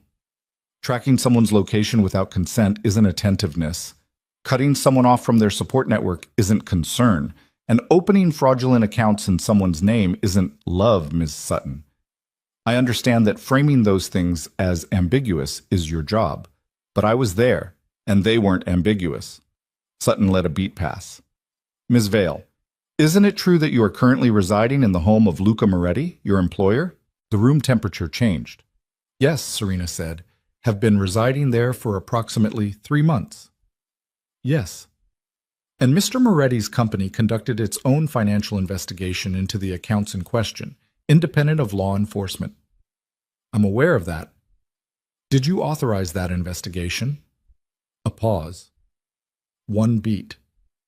"I was informed of it after the fact." "So Mr. Moretti had your private financial records examined without your explicit authorization." Carver was on his feet. "Objection. Relevance. Weight of the witness's credibility, Your Honor. She's asking this jury to believe she was controlled by one man while living under another man's roof under similar circumstances." The judge, a compact woman named Farrow, with the expression of someone who had been irritated by clever arguments than this, said, "I'll allow it. Answer the question, Ms. Vale." Serena looked at Sutton. She felt the trap, its shape, its edges, the specific way it had been constructed to make her look like a woman who moved from one man's control to another and called it freedom. "Mr. Moretti had records examined without my explicit knowledge," she said, with the evenness of someone who had found the floor under this particular question and was standing on it. "When I discovered this, I addressed it directly. I told him it was not acceptable. He agreed. The records were transferred to my legal team." She held Sutton's gaze. "That conversation, where I identified an overreach, named it, and the person who committed it acknowledged it and corrected it, is not the same as 2 years of documented fraud, financial exploitation, physical assault, and witness tampering. I understand it serves your argument to suggest otherwise. Sutton let the silence sit for a moment. Then, nothing further. The lunch break after Serena's testimony was the first time she let herself feel the physical cost of it. She sat in the conference room and her hands were shaking in a way she hadn't let them shake on the stand, and Marcus brought her a sandwich she didn't eat and coffee she held with both hands until the shaking slowed. Her back hurt. Her jaw hurt from the sustained effort of holding it level. There was a headache behind her left eye that had been there since morning. "You were good," Marcus said. "I know," she said, and it wasn't arrogance, just accounting. Dana Willows took the stand the following morning. She was, in person, exactly what her photograph had suggested. A woman whose face showed the effort of not showing things. She wore a blue dress and her dark hair pulled back, and she sat in the stand with her hands folded and answered Sutton's questions in a voice that was low and measured and almost convincing. She said Serena had known, said Evan had told her Serena was aware of the accounts, that they'd discussed it, that it was an arrangement both parties understood. She was specific about dates, about conversations she claimed Evan had described to her. She was detailed in a way that Serena recognized immediately as rehearsed. The details too consistent, too cleanly recalled, the narrative too structurally neat. Serena sat at the prosecution table and watched Dana Willows describe a version of her life that had never existed, and she felt something she hadn't expected to feel, which was a specific, cold variety of grief, not for herself, not for the fraud or the assault or the financial destruction, but for the girl she'd been when she'd first believed Evan Mercer loved her, for how long that belief had survived everything it had no business surviving. Then Carver stood up. He established the return payments first, laid the receipts out on the screen with the same patient arithmetic he brought to everything, and watched Dana Willow's careful neutrality develop a fracture around the edges as the numbers appeared. "Ms. Willows, are you aware that digital forensic analysis of your financial records, subpoenaed by this court 2 weeks ago, shows 14 payments routed from your account to a prepaid card registered to Mr. Mercer?" Her hands shifted in her lap. "Those were personal." "The payments? Between me and Evan, yes. Payments from your account to his card totaling approximately $4,300 in the 6 weeks following the filing of charges against Mr. Mercer in this case. I was helping him with legal fees, with money that originated in transfers from Mr. Mercer to your account, which originated in accounts opened fraudulently in Serena Vale's name." Dana Willows looked at Sutton. Sutton's face gave nothing.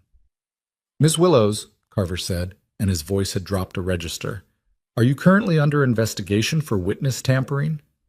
The silence that followed lasted approximately 4 seconds and felt like considerably longer. "I've been advised by counsel," she started. "You can answer yes or no." Her jaw worked. "Yes."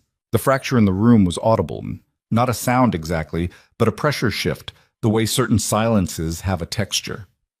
Serena felt it in her chest. The jury was looking at Dana Willows with an expression that 12 different faces can share when they've arrived simultaneously at the same conclusion. Evan's composure broke in increments over the next 2 days as the prosecution's remaining witnesses dismantled the last structural supports of Sutton's alternative narrative. The forensic technician who testified about the email variation, Serena.Vale92, the ghost account, the routing of correspondence. The bank fraud specialist who testified about the methodology of the shell account. The detective Okafor, who described Serena's condition on the night the police report was filed with the flat documented specificity of someone whose job it was to record the aftermath of things. Serena watched Evan across the room through all of it. She watched him the way you watch weather, not with dread, just with the sustained attention of someone needing to know what it was going to do next. His composure had been excellent in the first days. It eroded. She could see it eroding in the incremental tightening around his eyes, the way his hands moved differently, the way he leaned towards Sutton in whispered exchanges that grew longer and more urgent as the week progressed. The jury deliberated for 3 hours and 40 minutes. She sat in the corridor outside the courtroom during those hours with Marcus on one side and a styrofoam cup of coffee on the other, and she didn't talk much. Helena had texted. Donna had texted. Luca had not texted, which she'd come to understand was his specific mode of respecting the space she'd asked for. Not absence exactly, more like proximity without pressure. And she'd stopped resenting it somewhere around week 3 and started finding it, against her better judgment, something close to sustaining. The verdict came at 4:47 in the afternoon. Guilty. All counts. Identity theft, financial fraud, forgery, physical assault, conspiracy to commit witness tampering. Each count read out in the flat procedural voice of the court clerk, each one landing in the room like something solid. She heard Evan make a sound. She didn't look at him. She looked at the jury instead, at the woman in the second row, whose expression she had spent 2 days failing to read, and who was looking at Serena now with something unambiguous and clean.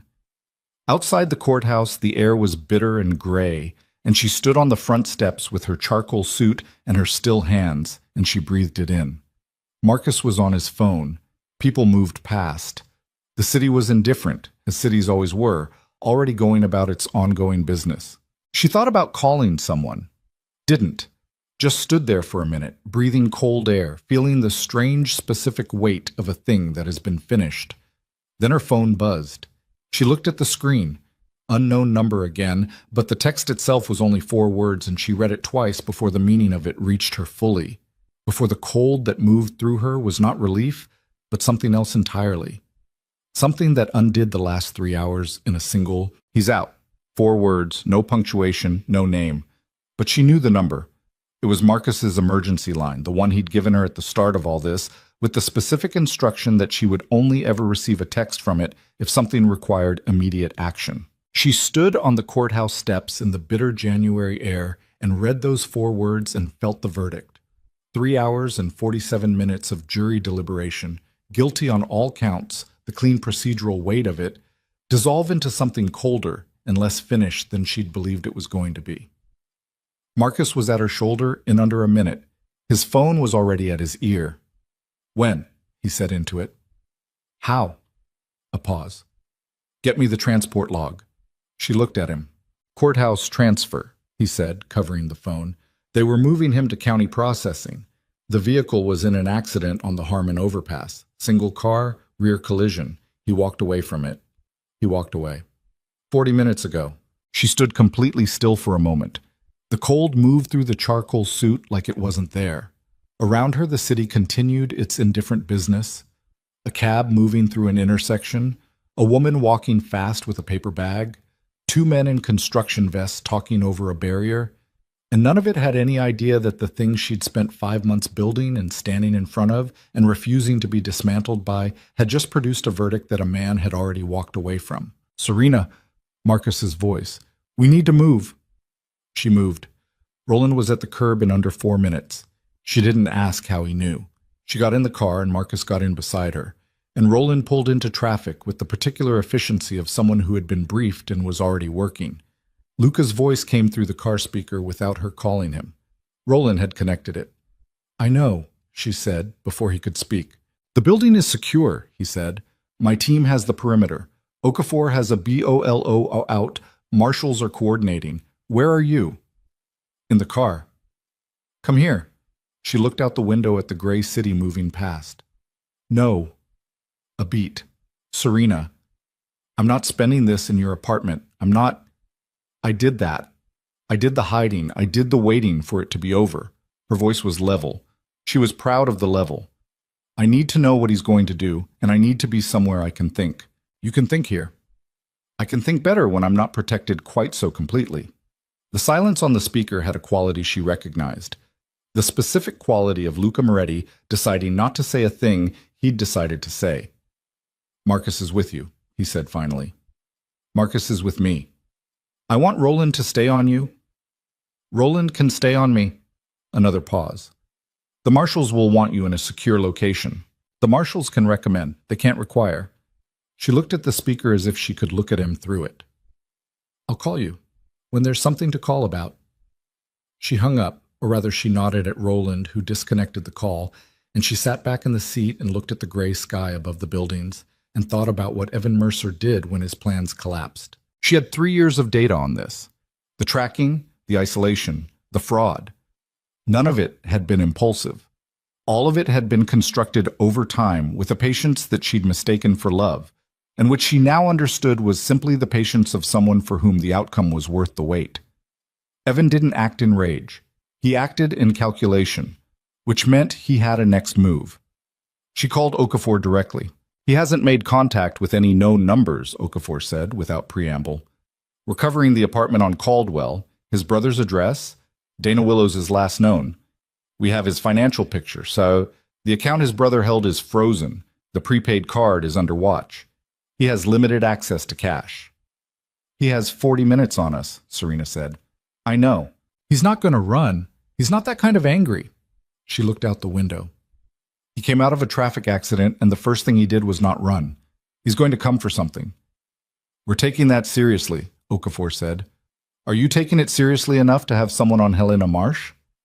A brief silence. Your colleague. He knows about her. He knows she matters to me.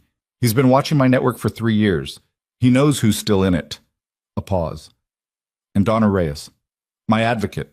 He'd know about her too, the same way he knew about everything. I'll get people on both, Okafor said, and the absence of argument in her voice told Serena that the detective had already been thinking along the same lines and was relieved to have it confirmed. She spent the next 4 hours in Marcus's office. She could have gone to a hotel, could have gone to the building Luca had offered, could have accepted the 43rd floor and the floor-to-ceiling windows and the particular feeling of safe that she'd learned, over months, to stop associating with weakness. But she needed to work, and working meant the documents, the files, the structured activity of doing something instead of waiting for something to be done to her. Marcus brought in sandwiches at 7. She ate half of one without tasting it. At 8:43, her phone rang. She looked at the screen. The name on it was Helena Marsh, and the call connected before she consciously decided to connect it, and what she heard in the first second. Background noise, movement, the specific acoustic quality of a person who was not in a safe place made her stand up from the chair with her whole body before her brain had fully processed the information. Helena. A breath. He's here. Low. Controlled. The voice of someone keeping the volume down on purpose. He came to my building. I didn't open the door, but he's in the hallway and he's... Don't open the door, Serena said. Helena, do not open the door. What floor are you on? 7th, Serena. I can hear him outside. Marcus was already on his other phone. She heard him say Okafor's name. Lock your bathroom, Serena said. Take your phone and go into your bathroom and lock the door. The door between you and the hallway is enough. He can't get through 2 locked doors quietly. Okay. A rustling sound. Movement. Okay, a knock. Through the phone, close and loud. Helena made a sharp intake of breath. Helena. Serena's voice dropped to the register she'd developed in the courtroom, the register that said, I am here, I am certain, do not deviate from this frequency. He's trying to make you react. Don't react, just breathe. Serena. Evan's voice. Through the phone, muffled by whatever door was between Helena and the hallway. I know you're listening. She sat very still. Serena. Louder now. Controlled, still. She'd been right about the calculation. You want to talk? Let's talk. Come here. Just you. Or I keep working through your list. Marcus put his hand over his second phone. Okafor has a car 6 minutes out. 6 minutes. She looked at the wall of Marcus's office, at the framed certificate she'd looked at 100 times in the last 5 months without seeing it, and she thought about 6 minutes and what they contained and what she was willing to let them contain. She took the phone away from her ear.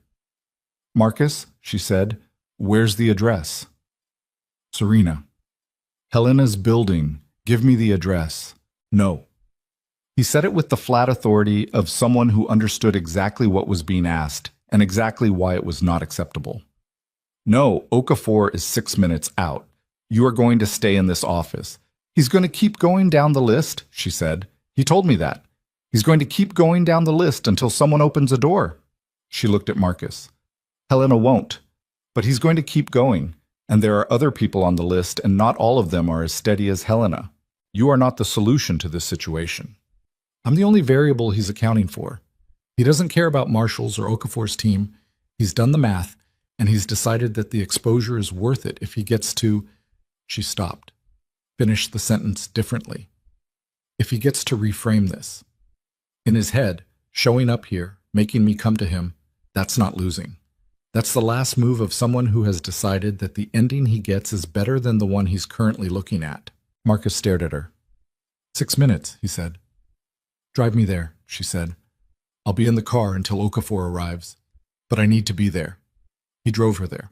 Roland drove, technically, and Marcus sat beside her in the back with the expression of a man doing something he knew was professionally inadvisable because the alternative was letting her get in a cab. They were 4 minutes out when her phone buzzed again. Luca. She answered. I know where you're going, he said. How? Roland. She looked at the back of Roland's head.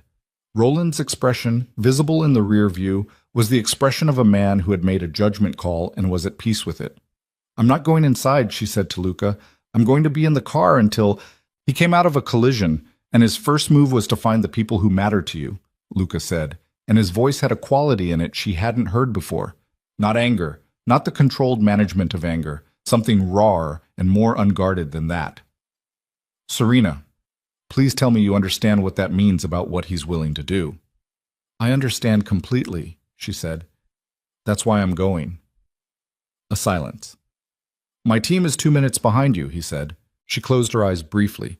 Luca, they'll stay on the perimeter. They won't engage unless... He stopped. When he continued, his voice had something in it that cost him. Just tell me you're going to be careful. I'm going to be careful, she said. She meant it. The car pulled up to Helena's building as the first of Okafor's vehicles rounded the opposite corner, lights cutting through the dark. Roland stopped at the curb, and she was out of the car before Marcus finished saying her name.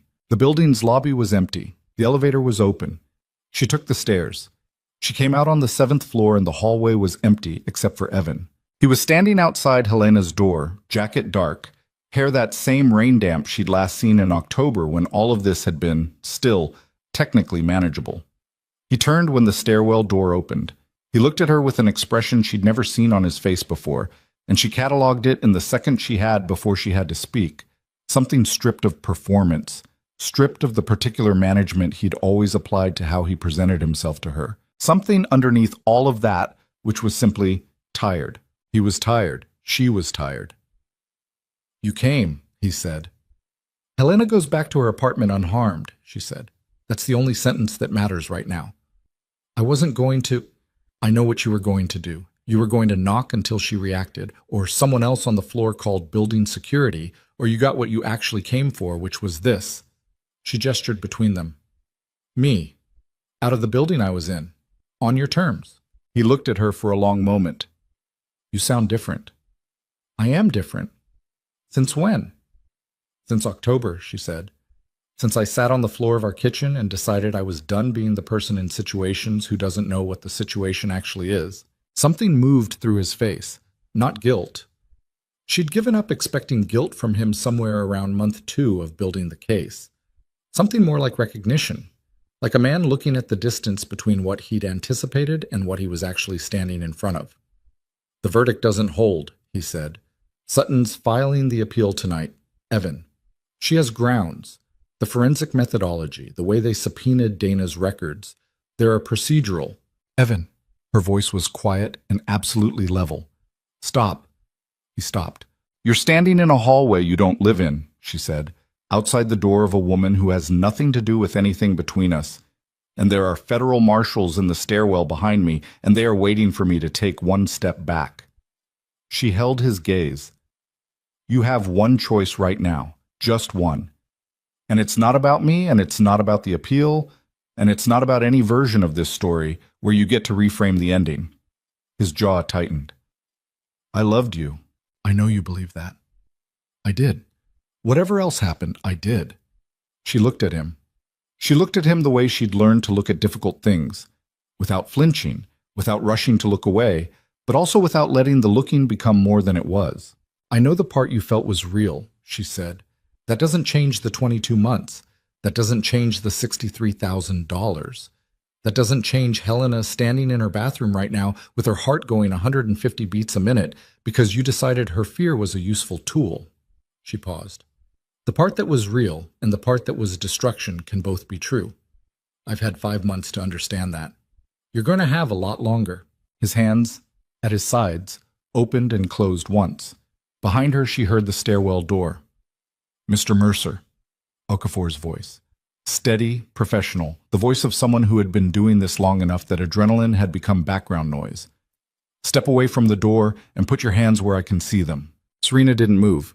She held Evan's gaze for one more second, the last second she was going to give it, the last moment she was going to be in the same hallway as the architecture of the last 3 years. And then she stepped to the side and let Okafor through. He didn't run. She'd known he wouldn't. She'd told Marcus in the car that he wouldn't run, and she'd been right. And being right about it felt like nothing at all, which was maybe the most accurate feeling she'd had about him in a long time. He put his hands up. He was cuffed efficiently, walked toward the elevator, and she watched his back until the elevator doors closed, and then she walked to Helena's door and knocked twice. "Helena, it's me. It's over." The lock turned. The door opened. Helena, still in her work clothes, her face doing the thing faces did after sustained fear, the particular recomposition, the effort of returning to a state that looked normal, looked at Serena for 1 second and then put her arms around her. Serena stood in Helena's doorway and let herself be held, and she did not cry because the crying had already happened, months ago, in increments, alone and otherwise, and what she felt now was not the shape of crying, but something quieter and more complete. "I'm okay," Helena said into her shoulder. "I know," Serena said. "I know you are." The months that followed were not dramatic. That was the thing about Aftermath. It didn't have the shape of the thing that preceded it. It was ordinary and slow and occasionally boring and occasionally hard in the small, unglamorous ways that didn't translate to anything cinematic. She found an apartment across town, 3rd floor, east-facing windows that got morning light, a kitchen with the kind of counter space she'd always wanted and never had. She painted the walls herself over a long weekend in February with Helena, both of them covered in a color called Harbor Gray that had looked different on the swatch and which looked exactly right on the walls. She went back to work. The work was the same: contracts, logistics, the operational machinery of Moretti Group. And she was better at it than she'd been before, which surprised her until she understood the reason, which was that she was no longer spending a significant portion of her cognitive capacity managing the temperature of someone else's moods. The available bandwidth was remarkable. The appeal Sutton filed was denied in March. Evan began his sentence on a Tuesday. Marcus called her to tell her. She was at her desk. She thanked him. She went back to work. The debt was resolved through a combination of the asset recovery from the frozen accounts, the restitution order as part of sentencing, and a civil judgment that Marcus's office had pursued simultaneously. It took 8 months to clear in full. She watched the number decrease on her credit report the way you watched anything that had been wrong for a long time slowly become right, with a satisfaction that was real but quiet, without the drama you expected it to have. She started painting again. Not professionally. She'd painted in college, had stopped somewhere in her mid-20s when the time for it disappeared, and discovered when she picked it up again that she was worse than she remembered, and also that she didn't care. She painted on Sunday mornings in the Harbor Gray apartment with the east-facing light coming in and music playing and nobody asking her where she was going or when she'd be back. In April, she went to Portugal alone. 5 days.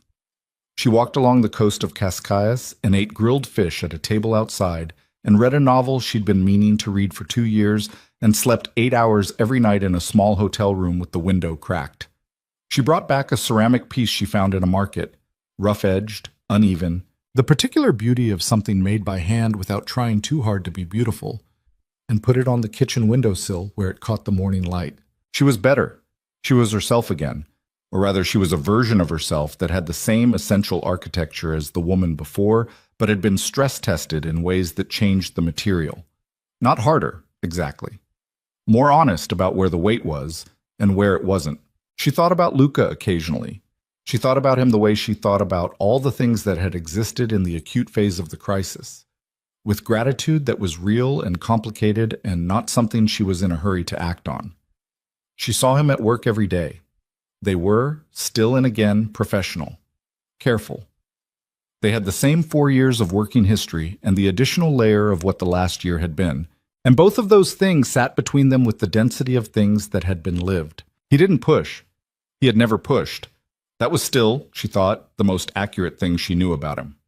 She came into his office on a Thursday morning in May, wearing a sapphire blue dress she'd bought in Cascais from a shop on a side street where the woman behind the counter had held it up against Serena's coloring and said, In accented English, "This one, yes." She'd bought it without trying it on because sometimes you just knew. She closed the door behind her. Luca looked up from the desk. He looked at her the way he always looked at her, with the attention he brought to everything, nothing withheld. And then something shifted in his expression that had nothing to do with professional management. "That's new?" he said. "Portugal," she said. "I bought it in Cascais." He waited. He was good at waiting. He had always been good at waiting, and she had spent a long time understanding the difference between waiting as a form of control and waiting as a form of respect for someone else's timing. Luca's waiting had always been the second kind. She sat down in the chair across from his desk, not the chair she usually sat in for work, which was angled toward the window and the files, the chair directly across from him. "I owe you an apology," she said. He started to say something. She held up one hand. "Let me." She looked at him directly. "When you had the records examined, when I found out, I was right to be angry. I was right about what it was, and you were right to acknowledge it and correct it." She held his gaze. "But I also used it afterward. I used it as a reason to keep the distance I was already keeping, because it was easier to have a legitimate grievance than to look at what was actually in the way." He was very still.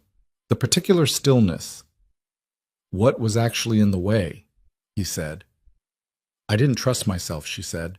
"I'd spent 3 years having my own instincts systematically replaced with someone else's version of them. And my instincts about you were—" She stopped, found the honest version. "Loud, from early on. And I didn't trust them because I'd been wrong about being right before." The morning light came through the office windows, and the city sat below them, ongoing and indifferent. And Luca Moretti looked at her across his desk with 4 years of maintained distance and everything that had accumulated on the other side of it. "The night you called me," he said. "Yes, I was in the car before you finished telling me the address." He said it with the directness of someone who had decided that the time for managing this particular truth had passed. "I want you to know that. It wasn't obligation. It wasn't the employer thing. The gravity of it between us had been there for a long time, and I decided that it was something I was never going to act on because the power differential—" "I know," she said. "You were my employee. I had decided that meant something permanent. And then I called you at midnight from the floor of my kitchen. And then you called me," he said, "and I understood that the careful professional decision I'd made was that it was going to cost something I couldn't afford to lose." She looked at him. This man who had answered at midnight without sounding surprised to be awake, who had arrived in 19 minutes, who had sat across a kitchen table at 11 at night and said, "Show me from the beginning," who had made the wrong call once, acknowledged it without justification, and never repeated it. "I'm not the same person I was in October," she said. "I know. I need you to know I'm not choosing this because of what you did, what you provided. I need to be clear about that. You've been clear about that since the night you told me not to make calls in advance," he said, and there was something at the corner of his mouth that was not quite a smile, but was the closest she'd seen him come to one in a long time. "You've never been unclear about anything, Serena. That's not actually the problem you think it is." She looked at her hands for a moment. The apartment on Caldwell Street, the kitchen floor, the 19 minutes, the credit report, the courtroom, the hallway on the 7th floor. Everything that had happened between October and this May morning, everything it had cost, everything it had returned to her that she hadn't known she'd lost. She looked up. "I'm ready," she said. He stood. She stood. The desk between them was the last formal thing, and then it wasn't because he came around it and the distance they'd maintained for 4 years, and some change collapsed in the way of things that have been held too long. Not dramatically, not with the kind of urgency that made for good performance, but with the particular honesty of 2 people who had been patient long enough. He put his hands on her face, carefully, the same hands that had cleaned a cut on her cheekbone in a guest room months ago with steady efficiency and careful distance, and she felt, under his palms, the particular sensation of being held by someone who was holding you because they chose to, and not because they needed to, and the difference was everything. She kissed him with the full weight of what the year had been, not gracefully, not without the salt water of exhaustion and grief that lived in the back of every good thing she'd touched since October. And he kissed her back with the patience of someone who had been waiting long enough to understand that what he was getting was worth everything he'd waited through. Outside, the city continued. 3 months later, he took her to the floor-to-ceiling windows of the penthouse on an evening in late August, when the city below was lit in the particular gold of a sky that couldn't quite decide between day and dark. She had been in that apartment many times since May, and it had stopped feeling like the place where her new life had started and started feeling like the place where the life she was currently in simply existed, which was the more accurate description. He went to one knee on the hardwood floor with the city burning behind him, and she looked at him, looking at her, and she felt the full length of the last year, the weight of it, and the specific way weight changes when you've carried it long enough, when it stops being burden and starts being simply what you are made of now. "I'm not asking you to belong to me," he said. "I'm asking you to choose me. Every day. The same way I'll choose you." She stood in the sapphire blue dress she'd worn again for tonight, the Cascades dress, the dress she'd bought alone in a shop where someone had held it up and said yes. And she looked at the man kneeling in front of her with the city in the windows and the full, complex, imperfect truth of who they both were between them, and she said yes. Not because she needed saving, she had done that herself. Not because she owed him. The debt had never been that kind. Because he had waited at the precise distance she needed him to wait, and then, when she came to him, had been exactly where he said he'd be. The city burned on below them, golden and indifferent and ongoing. And Serena Vale, who had arrived broken on a rainy Tuesday in October with a bruise on her face and $63,000 of debt she hadn't made, who had built the case herself and stood on the stand herself and walked down a 7th-floor hallway herself when it wasn't over yet, stood in the late August light and understood that the greatest thing she'd ever recovered wasn't the money or her name or her credit or her standing. It was the knowledge that she had never, at any point, stopped being someone worth recovering. She held out her hand. He put the ring on it. Outside, the city continued, as cities do, unaware and burning, full of people in apartments and hallways and courtrooms and cars making the choices that would become the architecture of whatever they were going to be next. And that was enough. That was, in the end, exactly enough. Fade out.